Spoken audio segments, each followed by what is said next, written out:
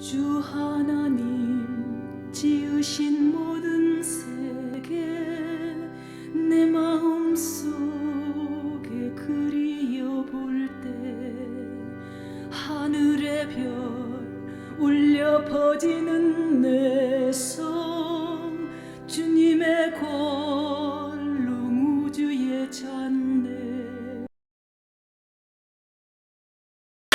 매년 10월만 되면 잊어버리지도 않고 들려주는 노래가 있습니다. 지금도 기억하고 있어요. 10월의 마지막 밤을 라는 가사로 시작되는 잊혀진 계절이라는 대중가요입니다. 그런데 이 노래가 발표된 1982년 이 잊혀진 계절이라는 노래가 나와서 유행하는 그보다 훨씬 오래된, 그로부터 아주 오래된 그 10월 마지막 날에 세계 인류 역사에는 정말 잊을 수 없는, 잊어서는 안 될 그런 중요한 일이 있었습니다. 그것이 1517년 이후 10월 마지막 날에는 단 한 번도 거르지 않고 지켜져 왔던 종교개혁일입니다. 10월 31일입니다. 그래서 오늘은 루터가 종교개혁을 시작한 497주년 되는 그런 기념주일로 삼고 전 세계 교회들이 종교개혁 기념주일로 하나님 앞에 예배하고 영광 돌리는 것입니다.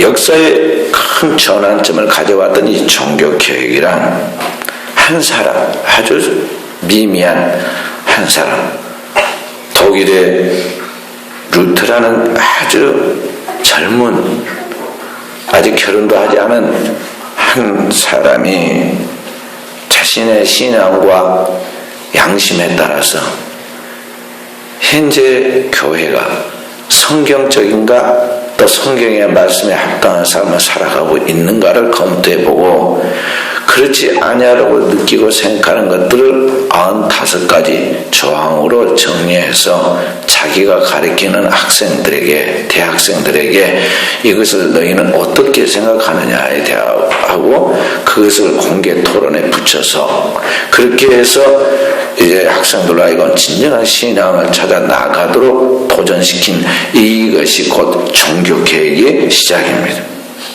그게 1517년 10월 31일에 일어났습니다. 타락한 변질된 기독교인 로마 가톨릭 교회를 향하여 성경에 있는 원래 하나님이 이 땅에 계시한 하나님의 말씀이니 그 말씀으로 돌아가자는 취지 아래 그런 정신으로 시작한 그런 운동입니다. 솔라 스크립추라, 오직 성경으로서, 솔라 피데, 오직 은혜로, 솔라 그라티아, 오직 하나님의 은혜로라는 그런 조건들, 그런 내용을 강조하면서 신앙의 그런 혁신, 신앙의 개혁을 일으킨 그런 운동입니다. 교회가 점점 세상을 닮아가고 혼합해가고 과거로 회귀해가는 그런 가톨릭 그 당대의 전통에 대해 아니요 하고 선언하고 정말 개혁해 가야 할, 항상 개혁해 가야 할 그런 교회의 모습을 추구해 나가면서 주장한 것이 오늘날 우리들의 교회, 곧 개신교회입니다. 리폼드 처치 개혁교회입니다. 종교개혁의 신념을 저버리지 않고 그 당대 독일의 황제 찰스 5세인 그 황제와 로마 교황청에서 파견된 재판관 앞에서 로마의 국회의원 포럼스 국회의 그 자리에 서서 나는 지위를 바꿀 수 없다, 주여 나를 도우소서 하고 외치면서 그 국회 자리에 있었던 바로 이 루터가 종교개혁을 시작할 때 얼마나 두렵고 어려웠는지 모릅니다. 지금은 그쪽 지역에 여행을 가보면 포럼스 국회가 있던 그 자리가 부르드 푸르라는 광장이 세워져 있고 그 광장에는 루터의 동상이 지금도 남아있습니다. 동사에 보면 이렇게 라틴어로 써져 있습니다. post, tenebras, lux라는 문구가 새겨져 있는데요. 무슨 뜻이냐면 어둠 후에 빛이 온다, 그런 뜻입니다. 하나님의 진리를 굳게 믿기 때문에 어둠은 빛을 이기지 못하고 반드시 어둠 후에는 하나님의 빛이 올 것을 믿기 때문에 이 가냘픈 한 청년 루트가 하나님의 말씀을 부여잡고 목숨을 걸고 그렇게 미칠 일을 주장하고 나아갔는데 성공한 것입니다. 그래서 오늘을 사는 여러분과 제가 종교개혁주를 맞아서 우리의 신앙을 돌아봐야겠습니다.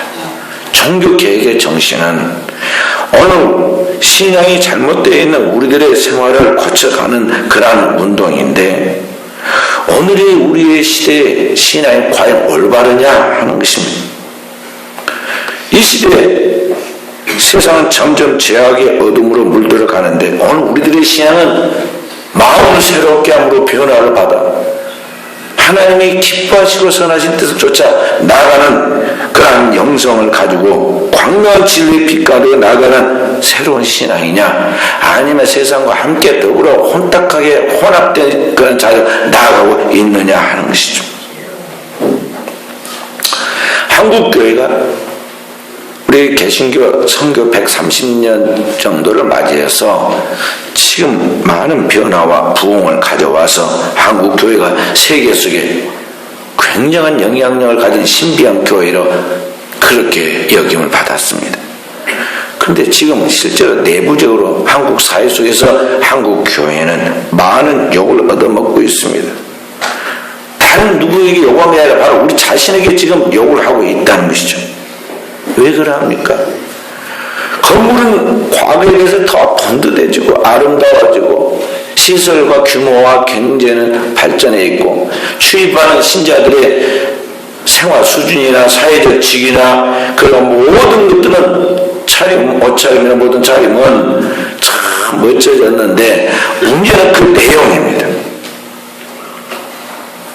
꼭 500년 전에 도저히 이거 개혁해 가지 않으면 안 될 중세 교회처럼 비슷하게 되어가고 있습니다. 부패하고 마치 종교의 그 거룩한 성직을 돈 주고 팔고 샀던 중세 교회처럼 종교의 이권을 누리려고 불법 선거로 돈을 가지고 선거하는 것이 아예 관행처럼 되어가지고 있고,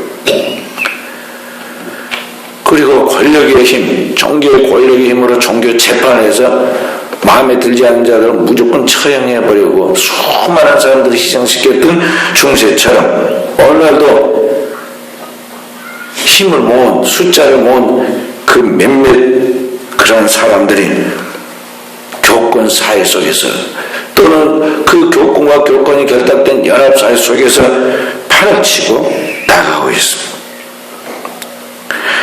그래서 규모가 큰 교회, 또 규모가 큰 교단, 그 교단들의 연합, 이런 것을 통해서 뭔가 자신의 위신과 지위와 자기의 영향력을 만끽하려고 하는 이러한 사람들 때문에 그것이 사회 문제가 되고, 이런 정말 세상에서도 거의 있지 아니할 그런 추한 모습들을 보면서 세상에 오늘날 지탄하고 있다는 것이죠. 그래서 사랑하는 성도 여러분과 제가 한국 교회 하나님이 세운 백성들로서 어떻게 오늘의 시대에 우리가 진정한 종교 개혁의 그 정신을 이어가야 할 것인가를 생각해야겠습니다. 500년 전에 종교가 일어났습니다. 2000년 전에는 구약에서 신약으로 하나님의 새로운 세계를 열었습니다. 3000년 전에는 출애굽하는 이스라엘 백성들이 그 혼란한 신앙과 혼합되어 있는 그러한 모습들을 사무엘 선지자에 의해서 미스바에서 대각성 운동을 통해서 영적인 그러한 그 변화와 부흥을 추구했습니다. 하나님은 때에 따라 여러분과 저에게 좋지 못한 과거의 굳은 관습들, 잘못되어 있는 그러한 태도와 삶을 개혁해 갈 것을, 그 옷을 벗고 새롭게 살아가야 할 것을 우리에게 요구하신다는 것이죠.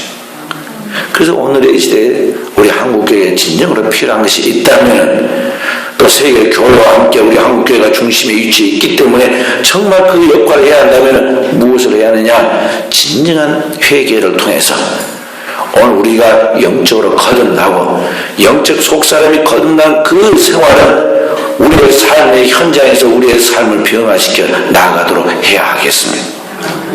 그렇게 해서 오늘 한국 사회에 일어나는 변화에 일어나는 새로운 성령의 운동은 우리 한국 사회뿐만 아니라 한국을 지나서 아시아와 세계를까지 새롭게 변화시켜 나가는 부흥의 물결을 일으켜서 하나님을 기쁘시게 하는 영적 새로운 효시가 되도록 해야겠습니다. 그러기 위해서는 사랑하는 성도 여러분 어떻게 해야겠습니까? 오늘 여러분 가지고 오늘의 진정한 종교개혁의 효시가 되려면 먼저 내 자신으로부터 자기의 개혁이 이루어져야 하겠습니다. 오늘 우리 자신이 하나님의 성전이고 하나님의 성령이 우리를 그 전을 삼고 거하십니다. 오늘 우리가 하나님의 나라입니다. 그러므로 오늘 하나님 앞에 서 있는 우리가 내가 무엇이 잘못되었는지 어디서부터 잘못됐는지 그 근본을 하나님의 말씀에 찾아서 그 말씀에 비춰 깨닫고 회개하고 근본적인 기초부터 다시 닦아서 바로 세워야 하겠다 하는 것입니다. 지금 집이 흔들거리고 기울면은 어떻게 합니까? 그 큰 집을 어떻게든지 저걸 좀 잘 되도록 해봐야겠다. 옆에 가가지고 거기다 뭐 기둥을 대고 그렇게 해서 될 일이 아닙니다. 헐어버리고 완전히 헐어버리고 기초부터 좀 다시 해야 합니다. 돈 좀 절약하고 시간 절약하려고 어중간하게 일을 했다가는 나중에 큰 감당할 수 없는 대형사고가 터집니다. 오늘 우리의 신앙에 어디에 문제가 있는지 근본적인 문제를 하나님의 말씀에 기초해서 바로 찾아가지고 바른 신앙에 기초한 신앙과 신학의 그러한 기초 속에서 오늘 우리가 다시 하나님의 영적인 세계를 구축해야 한다는 것입니다. 그래서 그것이 오늘 우리의 생활로 이어져야 하겠고 오늘 우리의 생활 속에서 잘못되어 있는 것들을 죽을 각오를 하고 그것을 결단해서 새롭게 만들어가야 합니다. 대충 했고 되는 게 아니에요. 우리의 싸움은 보이지 않는 세계의 거대한 영적 원수 마귀와의 싸움이라고 그랬습니다. 우리가 대충 해가지고 기분 전환하듯이 분위기 살리듯이 그렇게 해서 달라지는 것이 아닙니다. 거대한 영적인 싸움을 우리가 단단한 결단을 해가지고 각오와 결단으로 그 영적 싸움을 풀어가야 한다는 것이죠. 500년 전에 종교개혁을 시작했던 루터와 그의 사상에 함께 동조하였던 사람들, 칼빈과 찌빙글 같은 사람들이 나옵니다. 그들은 바른 신앙과 함께 바른 신앙적 삶을 실천하려고 몸부림을 쳤습니다. 파장 너무 크게 나타나가지고 자신과 가문 그 후세까지 두고두고 이단으로 낙인 찍히고 단순한 우리나라처럼 그냥 이단 소리만 듣는 게 아니라 붙잡혀서 화형당하고 자손 대대 출교해서 살 수 없도록 그렇게 처벌을 합니다. 그런 엄청난 피해와 시련이 있음을 알면서도 진리를 바꾸지 않으려고 하나님의 진리의 말씀을 수호하기 위해서 그들은 끝까지 영적인 싸움을 싸워갑니다. 그렇게 하다가 루터는 바르트부르크 성에 유배되다시피 거기에 숨어 지냅니다. 숨어 지낸 동안 시간 낭비하지 않고 헛되지 않게 보내려고 라틴어 성경을 독일어로 번역하죠. 그 나라 모국어인 독일어로 번역했습니다. 최초의 신약 성경 번역된 성경이 나오기 시작합니다. 칼빈도 그의 개혁 사상으로 자기가 서 있는 곳에서 복음을 전하고 바른 신앙을 전파하니까 그를 위협하는 사람들이 나타나서 그에 대한 체포령이 떨어졌습니다. 결국 자기가 서 있는 나라에 살지 못하고 쫓겨가서 스위스 제네바까지 피신하게 됩니다. 그리고 제네바에서 종교개혁에 성공하게 되죠. 찌빙글이라는 젊은이는 당대 가톨릭 교도와의 싸움이 벌어져가지고 그 전투 현장에 있다가 전사하고 맙니다. 그러니까 오늘 진리를 믿고 따르기 위한 계획적인 그런 삶은 그냥 가만히 누워서 공상하듯이 음악 듣듯이 쉽게 되어진 것이 아니라 우리의 삶의 현장에 어려움도 많다는 것이죠. 그러나 이렇게 해서 믿음을 지키고 하나님의 진리의 말씀을 바르게 수화했던 이러한 믿음의 개혁자들 덕분에 이 세계는 얼마나 달라졌습니까? 중세 1000년 동안 너무나 미신적이고 혼탁하고 잘못되어 있는 중세 전체가 1000년이라는 긴 역사 동안 암흑시대 속에 역사가 있었습니다.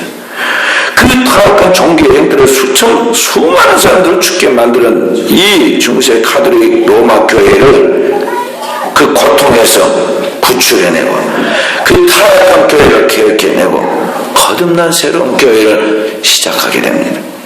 그렇게 해서 온 인류가 새로운 광명한 진리의 빛 가운데로 나오게 하여서 오늘날 깨어난 정신을 가지고 새로운 세계를 살아가도록 하나님의 축복받은 그런 사회계를 살아가도록 그 후손들에게 열매를 나눠준 그런 효시들이 되었다 하는 것입니다. 그 모든 것들이 어디서 시작되냐면은 아주 적은 한 사람 마틴 루터, 그리고 적은 소수 마틴 루터와 존 칼빈과 또 쯔빙글 같은 그 사람들이 자기 자신의 신앙을 하나님의 말씀을 통해서 자기 성찰을 하고 이 내면의 성찰에서부터 거듭난 그들의 영혼이 하나님의 진리의 말씀을 굳게 붙잡고 그걸 놓지 아니하는 가운데 그 목숨과 바꾼 그 신앙의 결과가 오늘 인류 역사에 이 엄청난 축복과 영광과 하나님의 광명을 가져왔다는 것입니다.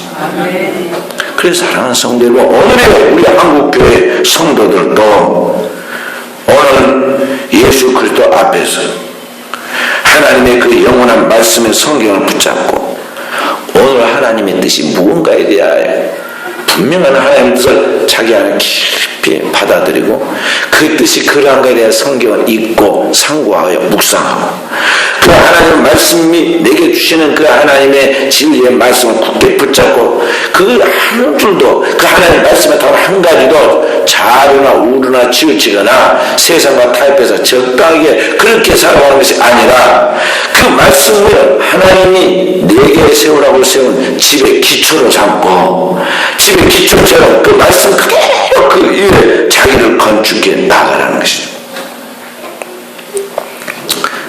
그것이 영적인 그리스도인의 오늘의 싸움이에요. 나도 모르게 세상에 물들어 있는 세상에 잘못된 사고방식에 그 젖어서 거기에 따라가고 있는 세속화되어 있는 이 부정한 세상의 문화와 나의 그 타락한 생활들을 하나님이 성령으로 조명하여 내게 깨닫히신 그 하나님의 말씀을 따라 하나하나 세워가는 이 작업 첫째 회개를 통하여 자기를 하나님 말씀으로 세워가는 말씀이 육신이 되는 그 안에서 세워가는 이 작업이 오늘의 사람 그리스도의 가장 큰 숙제이고 하나님 우리에게 주신 사명이라는 것입니다.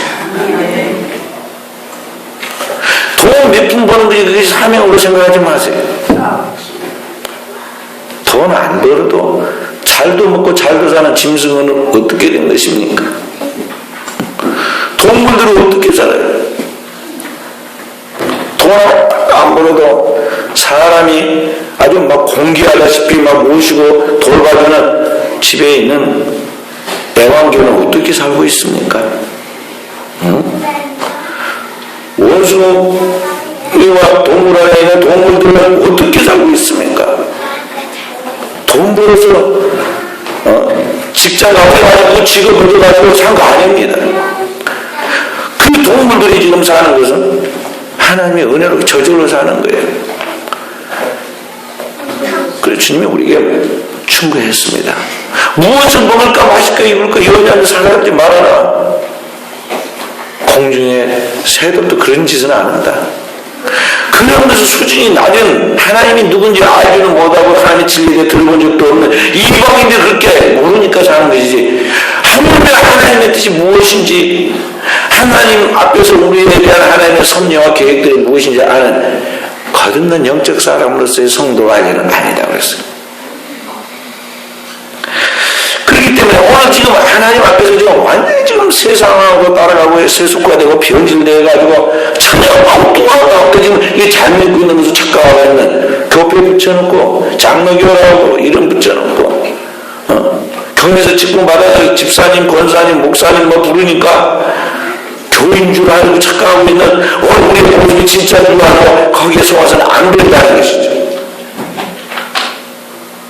오늘이라도 주님께서 이런 것을 아주 정확하게 간의 말씀에 딱 붙여서 그 법대로 행하지 않는 자는 다 나는 너를 모른다 하고 천국 들어갈 자와 그리고 버림받을 자를 오늘이라도 주님이 휴거하셔서 오셔서 강림하셔서 우리가 휴거될 때 된다면 어떻게 되는가를 봅시다 하는 것이죠.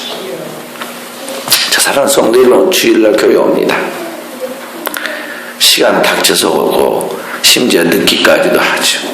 빼먹는 사람은 이제 아예 포기하는 사람이니까 열외고. 자, 생각해 보세요. 우리 신앙이 얼마나 잘못됐는가. 우리가 기차를 타러 갈 때도 최소한 10분이나 15분 전에는 표를 끊어놨을 때 이야기예요. 전에는 가야 하죠. 그리고 개차해야 합니다. 자, 국내 비행기를 타려면 아무리 늦어도 30분 안에는 가야 합니다. 만 30분이 넘으면 그 사람 안 온 것으로 간주하고 그 표 다른 사람한테 팝니다. 국제 비행기를 탈 때는 몇 분에 갑니까? 3시간 전에 도착이 하고 아무리 늦어도 2시간 전에는 가서 체크인 해야 합니다. 만약 그러지 않으면 그 비행기 표를 보장할 수가 없습니다. 그런지 다 알고는요, 어디 갈 사람들이 절대 시간 안 놓고 갑니다. 택시를 타고 뭘 타든 가서 시간을 딱 지키잖아요. 근데 왜 하나님에 대해서는 우리가 그렇게 못할까요? 하나님을 믿는 것은 우리가 왜 만만하게 생각하고 하나님을 믿는 것에 대해서는 그렇게 소중하게 절대적 가치와 비중을 두고 매달리지 않은가? 하나님이 너무 좋으시니까 다 이해하시겠지 그렇게 합리화하고 생각하는 것일까요? 아니면 하나님 없다고 생각하고 있는 것일까요? 아니면 내가 지금 너무 영적으로 둔감해가지고 하나님에 대해서 전혀 개념이 없는 것일까요? 오늘이 지금 얼마나 우리가 신앙의 기본과 기초가 잘못됐는가에 대하여 아주 작은 사례를 지금 제가 이야기를 해주는 거예요. 주님 말씀하기를 안식일을 기억하여 그날 복되게 거룩하게 하라. 내 집에 요하는 개결지라도 종일지라도 하물며 우리에 있는 짐승들이라 할지라도 하나님 앞에서 그날을 지켜라. 내가 그날에 복되어 거룩하게 해주겠다고 그랬어요. 그런데 그렇게 하나님 앞에 서 있느냐는 것이죠. 사람이 보기에도 저렇게 했구나, 쓰기가 힘들겠다, 저 정도 수준 가지고는 뭐 큰일 맡기면 안 되겠다, 우리 회사에 들어와서는 안 되겠다 그렇게 생각한다면 전지전능하고 불꽃 같은 눈으로 우리 심령과 피부를 살피시는 그 하나님은 우리에게 속겠습니까? 그러니까 하나님께서 여러분과 저에게 있어서 축복하시고 싶어하는 마음이 일어날 만큼 하나님의 우리를 보시고 감격하여 너는 내 사랑하는 아들이요 내 기뻐하는 자다, 내 뜻을 다 이루게 하리라고 주님이 선언하신 만큼 여러분과 제가 하나님께 나가야 한다는 것이죠. 영과 진리로 예배할지니라 그래서 성령 안에서 진리로 하나님 앞에 예배하고 만나는 거죠.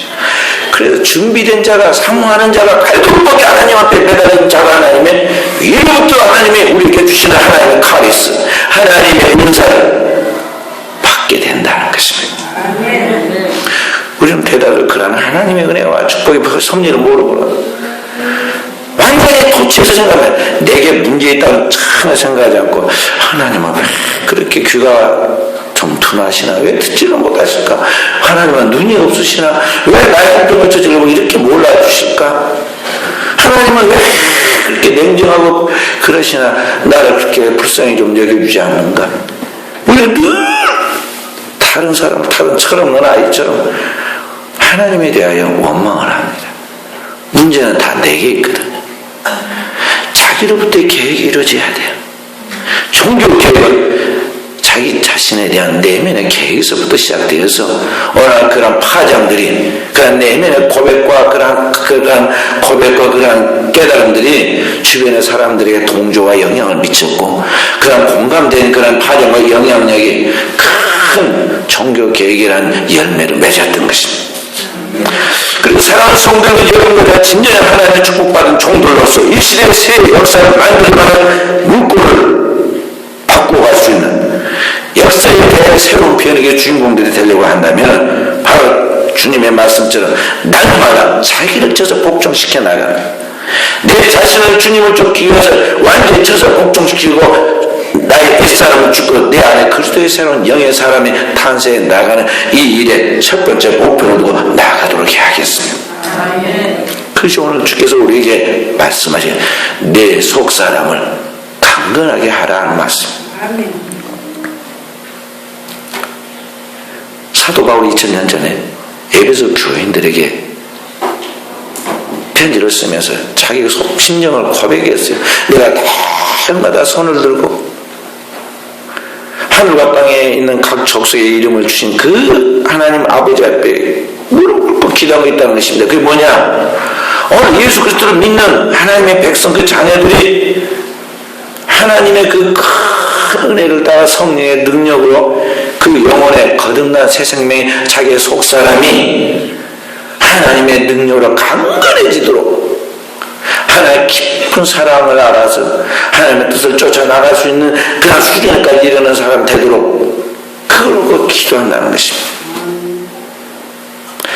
사랑하는 성도 여러분, 사도 바울은 여기뿐만 아니라 다른 곳에 늘 그런 이야기를 합니다. 너희 속사람, 바로 그 사람, 너희 안에 그리스도의 형상이 이루어지기를 위해서 내가 해산의 수고를 한다 그랬어요. 오늘 내 내면의 속사람이 완전히 거듭나고 그리스도의 장성한 분량으로 성장해서 그리스도의 완전한 형상이 이루어지기까지 마치 부모가 자식을 낳듯이 다시 해산하는 수고를 한다는 것이죠.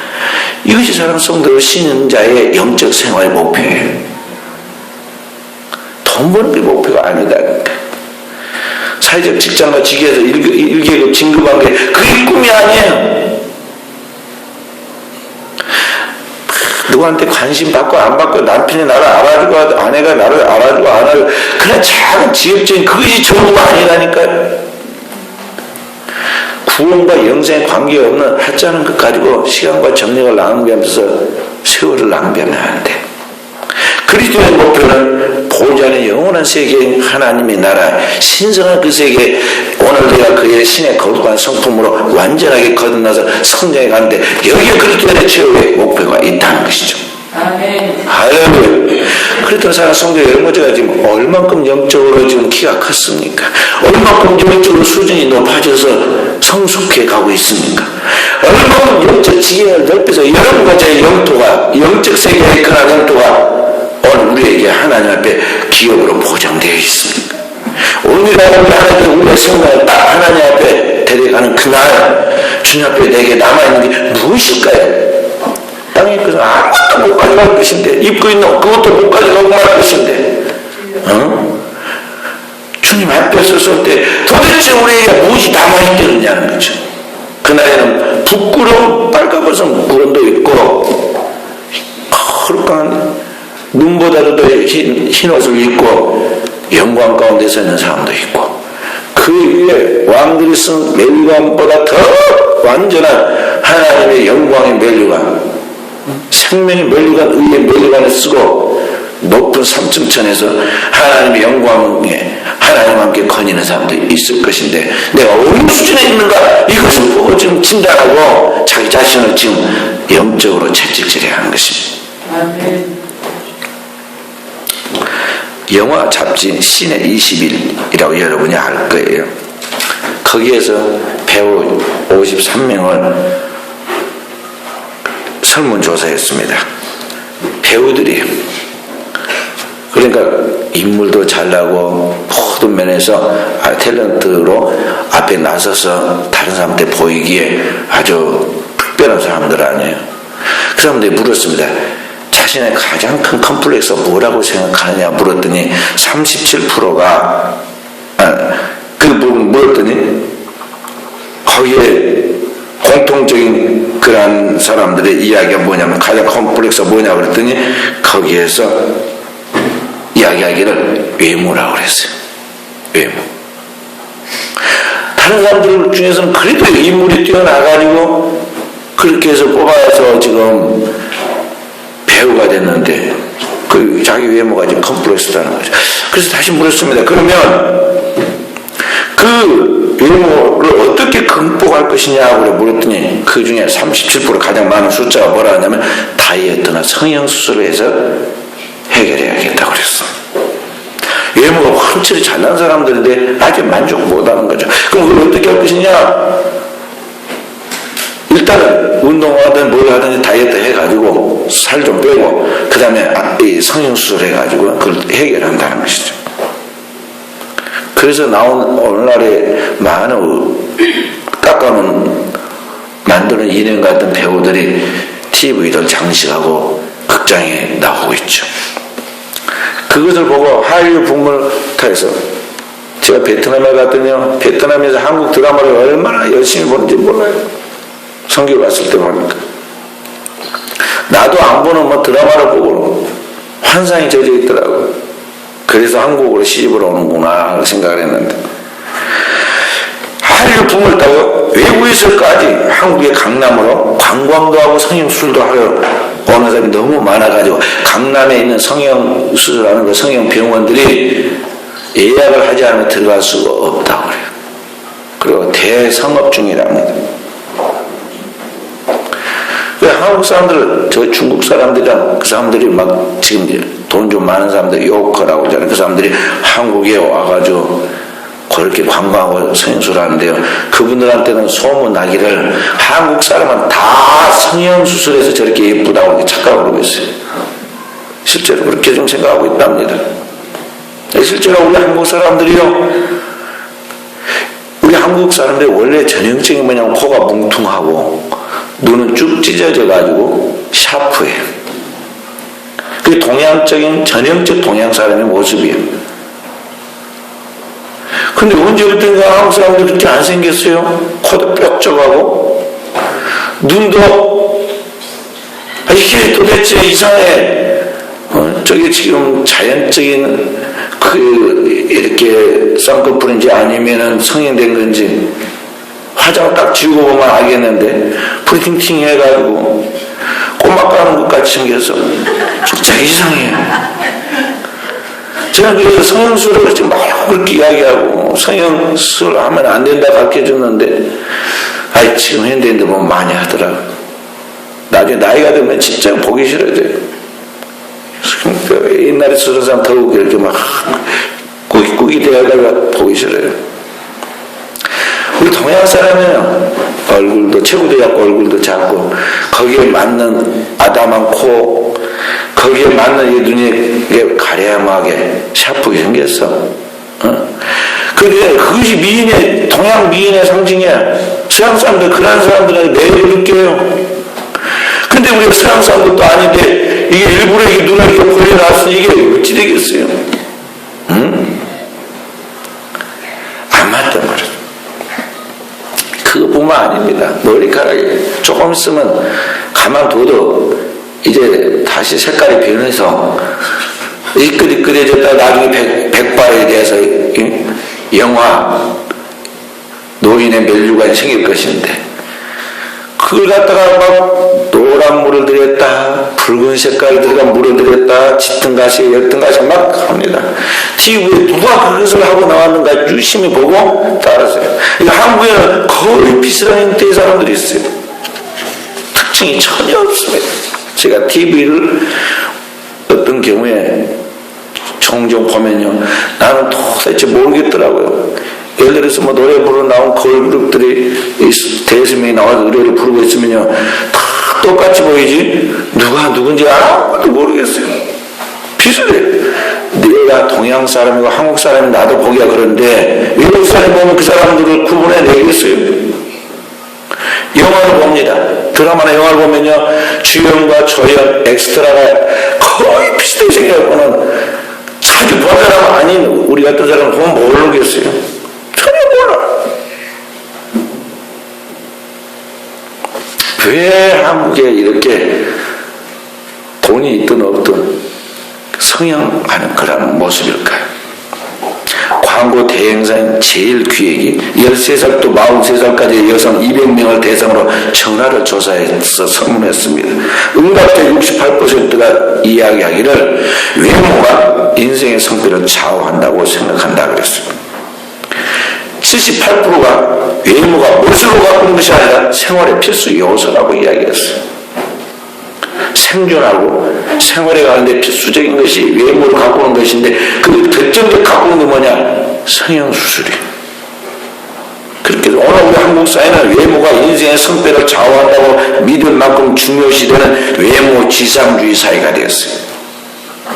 그래서 좋아졌느냐? 사회가 삭막해지고 안 좋아졌어요. 사회가 큰 문제를 가져왔습니다. 왜 그럽니까? 예쁜 사람들이 마음도 착하고 정말 좋은 그런 모습을, 천사 같은 모습을 보여야 할 것인데 외모는 오래가지 못하거든요. 처음 볼 때만 호감이 가지 나중에 그 호감은 오래가지 못하고 도리어 외모에서 가졌던 그 호감이 그 사람과의 그런 부딪히는 감정적인 그런 충돌로 그 내면에 나오는 좋지 못하는 그런 것들이 발견되면, 다시 말해서 그 사람의 거쳐는 외모와는 달리 그 내면의 인격이 실패하게 되면 정반대 급부현성이 생긴데 가증한 인간을 보게 돼요. 그래서 사람들이 늘 의심해요. 아주 생긴 것도 지금 가짜라고 생각하면서 그 사람이 말한 것, 목소리, 그 하는 태도 다 꾸며낸 그런 것을 본단 말이에요. 그렇기 때문에 오늘 이 사회에 있지 않은 엉뚱한 문제가 지금 생기고 있다는 것이죠. 그래서 하나 성도 여러분, 제가 깊이 생각하고 나가요. 그래서 뭐냐면 사람은 눈에 보이는 외모가 중요하거니와 하나님이 우리에게 창조한 그대로의 자연 그대로를 최고로 여기고 더 중요한 것은 보이지 않는 그 사람 자신의 내면의 세계가 중요하다는 걸 알고 그 내적인 내모를 가꾸는 데 힘써야 한다는 것입니다. 사람의 중심에는 사람 고유한 특성이 있는데 사람에게만 있는 사고력, 생각하는 힘이 있어요. 그리고 사람에게는 무엇인지 생각해가지고 거기서 뿌려갈 수 있는 지성이 있고 그런 것들이 그 타고난 이것도 고유한 인성이 있어요. 그리고 하나님을 믿는 또는 다른 어떤 종교를 가진 사람들도 갖는 그런 신앙 등이 결합돼서 그 한 사람 그만의 독특한 인격을 가진 개성이 있다는 것이죠. 그것이 외모보다 훨씬 중요합니다. 근데 사람들은 계속 이 껍데기 가꾸기를 바쁘고 돈 벌어가지고 그거 꾸미는데 바쁘고, 응? 멋쟁이들은 외출을 하면 2시간 전에 화장 2시간 동안 하고 그리고 외출하잖아요. 남자들은 기다리다 혼자 참아서 가버리잖아요. 그러니까 가갖고는 부부간에 있으면 서로 못 맞춰가지고 다투고 가는데 그 사람이 나가고 막 분장을 하고 그럴 때 내가 와서 뭘 어떻게 할 거예요, 그게. 그렇게 해가지고. 오늘 우리가 지금 삶의 순서를 바꾸고 있다. 도취하고 있어요. 그래가지고 딱 외모가 그럴듯하면요 사람들이 알아줍니다. 나가면 알아줘요. 딱 꾸미고 나가요.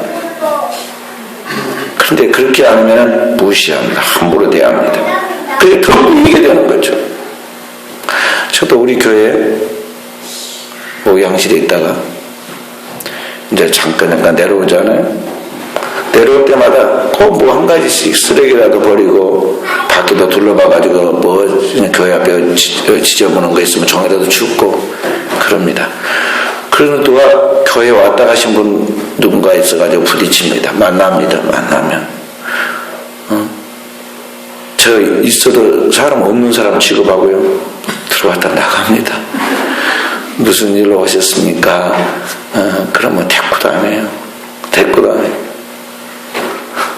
사람은 나를 보고 내가 목사인데 나를 보고 막 그럽니다. 이게 목사님 어디 계세요? 막 그럽니다. 그래서 왜 그러세요? 그러면 목사님 어디 계시냐니까 막 말을 막 그렇게 합니다. 지각입니다. 그러면 막 우리가 훑어봅니다. 그러다가 긴 것도 같고 생긴 것은 그렇게 아닌 것도 같은데 혼자 그렇게 한참 있다가 이제 이야기를 합니다. 무슨 일로 그러십니까? 하고 물어보면 별것도 아니에요. 지금 뭐 도와주러 온 사람이 그렇게 외모를 봅니다. 그래서 제가 지금 볼 때, 자기가 볼 때 목사 같이 그렇게 품위 있게 멋있게 안 보이고 그렇게 보이는가 봐요. 그래서 제가 이제 알았다고 그러냐고 들어오라고 이제 제가 시간이 있을 때는 이제 목양실로 데려가서 차도 대접하고 먹을 것도 주고 이야기도 들어보고 전도도 하고 이제 돈도 있으면은 필요한 만큼 지어주고 보냅니다. 이제 상황과 환경을 보면서 목양실에 들어가 딱 앉아고 둘러보고 그러면서 이 사람 진짜 교회 목사 맞네. 이제 그 느낌은 그때부터 태도가 달라집니다. 또 이제 너무 그냥 지나칠 정도로 그냥 공손하게 목소리를 낮추니까 또 이제 내가 미안할 정도. 괜히 말을 해가지고 목사라고 이야기하고 곤란할 정도로 그래요. 사람들이 대다수 그래요. 외모를 봅니다. 그러다가 큰 코 다친 일들이 얼마나 많습니까? 사랑하는 성도 여러분, 여러분과 저는 이 세상의 풍속을 따라 이렇게 사람들에게 한순간 찰나에 잘 보이려고 하는 인위적인 변화를 꾸미는 것이 아니라 오늘 진리의 말씀이 하나님의 말씀을 따라 내 내면의 깊은 영혼의 속사람을 하나님의 형상과 모양으로 갖고 가도록 여기에 목표를 두고 내 안에 있는 이 내면의 속사람이 변화되고 성화되고 지적으로 성숙하고 능력이 생겨서 이 내 주변에 있는 사람들에게 영향을 미치고 내가 살고 있는 이 시대에 영향을 미칠 수 있는 영적인 사람이 되도록 오늘 여러분까지가 거룩한 목표를 정하고 오늘을 달려가면서 힘써야 한다는 것입니다. 할렐루야. 그것이 주님이 성경을 또 우리에게 말씀한 그리스도 예수 안에 있는 사람은 새로운 피조물이라 이전 것은 지나갔으니 보라 새 것이 되었도다 하신 말씀입니다. 새로운 피조물 새 것 완전히 새 것이 돼야 돼. 껍데기가 이제 나이가 함께 세월을 이기지 못하고 다 늙어가고 쇠하고 초라해져 가지만 속사람은 나라에 갈수록 있게 새로워져서 주님의 형상과 모양으로 새로운 존재로 오늘이라도 주님이 부르시면 딱 주님 나라에 당당하게 당당히 나갈 수 있을 수준으로 서가야 한다는 것입니다. 어떻게 그렇게 내 내면의 속사람을 온전히 변화시킬 수 있는가? 여기에 오늘 여러분과 제가 알아야 분명한 진리가 있어요. 어떻게 그렇게 할 수 있느냐? 세상에서 말하기를 교육을 시키면 된다고 말합니다. 또 종교는 말하기를 수양을 닦으면 된다고 말합니다.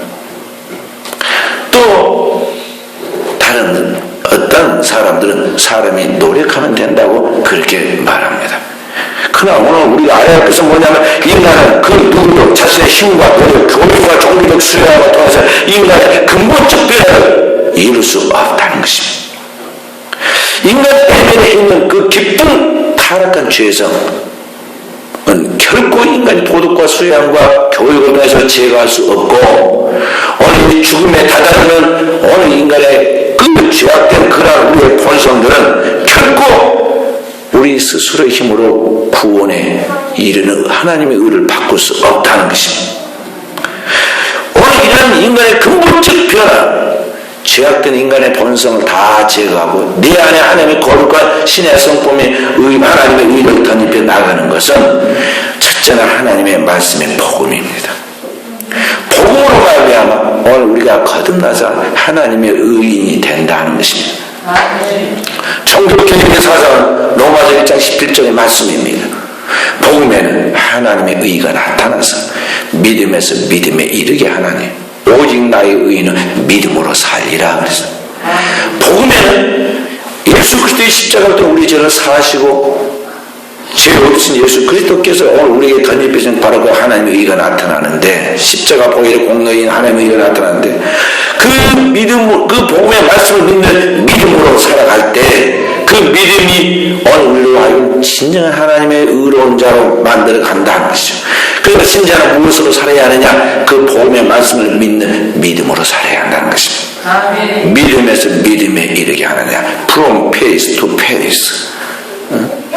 믿음으로부터 출발해서 믿음의 끝까지 나가는 것이죠. 그렇게 한 가운데 여러분 것의 그 모든 죄악된 그 내면의 속사람부터 그 껍데기까지 다 아파서지고 옛사람은 죽고 내 안에 예수 그리스도의 십자가 보혈의 피로 지음받은 새로운 하나님의 의가 나타나서 오늘 우리가 신의 거룩한 성품을 가진 의인이 된다는 것이죠. 아멘. 두 번째는 오늘 여러분과 저에게 이렇게 의롭게 된 하나님의 백성들에게 믿고 하나님의 일을 드리는 사람에게 부자 하나님의 성령으로 충만케 하여서 하나님의 뜻대로 살 수 있도록 만드신다는 것입니다. 오늘 사도 바울이 믿는 그리스도인들에게 성령의 능력으로 너희 속상을 강건하게 해달라고 기도하면서 바로 그것이에요. 믿는 자가 하나님의 뜻을 알고 그 뜻을 따라 살 수 있는 것은 성령이 아니고는 알 수 없어요. 여러분 땅의 것도 잘 몰라가지고 우리 하나하나 배워가는데 하늘의 영원한 하나님의 세계와 그 영원한 진리를 우리가 어떻게 알겠어요? 하나님의 깊은 것을 통달하신 성령만이 하나님의 진리의 말씀을 계시해주고 기록된 성경의 말씀을 우리의 마음속에 조명하여 깨닫게 해주시고 그 말씀의 뜻대로 살아갈 수 있도록 우리에게 힘과 능력과 권세를 주신다는 것입니다. 그렇기 때문에 성도는 무엇으로 살아야 하냐? 하나님의 말씀과 성령으로 살아야 돼요. 내 안에 잠재되어 있는 이 하나님의 거룩한 신성한 그런 새로운 피조물로서 나의 모습을 그런 여러 가지는 바꿔내야 돼요. 그런 모습을 끄집어내야 한다는 것이죠.